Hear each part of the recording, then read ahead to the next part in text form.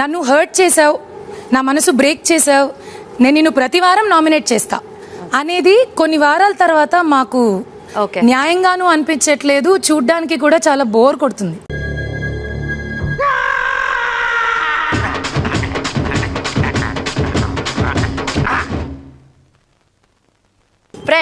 మణికంఠకి ఇచ్చే అదే love or consoling నిఖిల్కి ఇచ్చేసి మణికంఠకి ఫుడ్ ఇచ్చి ఉండొచ్చు కదా. నాకు అలా అనిపించింది ఆ పాయింట్ ఆఫ్ టైమ్ లో.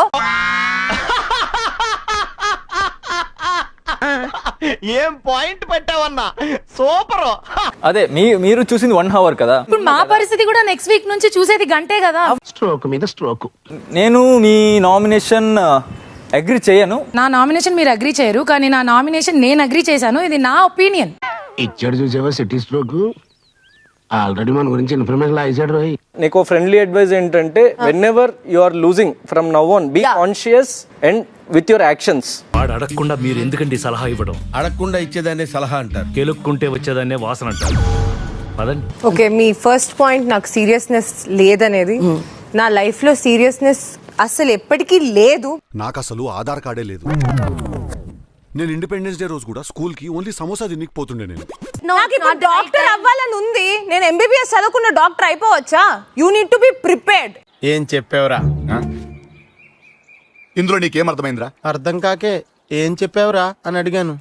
స్వాడ్ తీస్తాను. That I'm a warrior, I'm going to take care of my clan అని. When I'm not ready I will shut my mouth and be a soldier to my king. అదే ఆహా, మీకున్న brain కి మీ తెలివితేటలకే మీరు సుప్రీం కోర్టుకే జడ్జి అవ్వాల్సిందన్నా. సో నామినేట్ చేశారంటే కొన్ని సిచ్యువేషన్స్ లో వాళ్ళు బయటకు వెళ్ళిపోతారని కూడా మీకు తెలుసు. కానీ నామినేట్ చేయడం ఎందుకు? ప్రతిసారి ఏడవడం ఎందుకు? పొట్టగొట్టుకుంటూ బాధపడాలి. ఇవన్నీ వాళ్ళకి కావాలయ్యా. They want it. I know the public pulse. I know how to play kabaddi with the public. Nomination చేయమన్నారు కాబట్టి బిగ్ బాస్ నాకు 8 అవకాశాలు ఇస్తే 8 మందిని చేసేస్తా.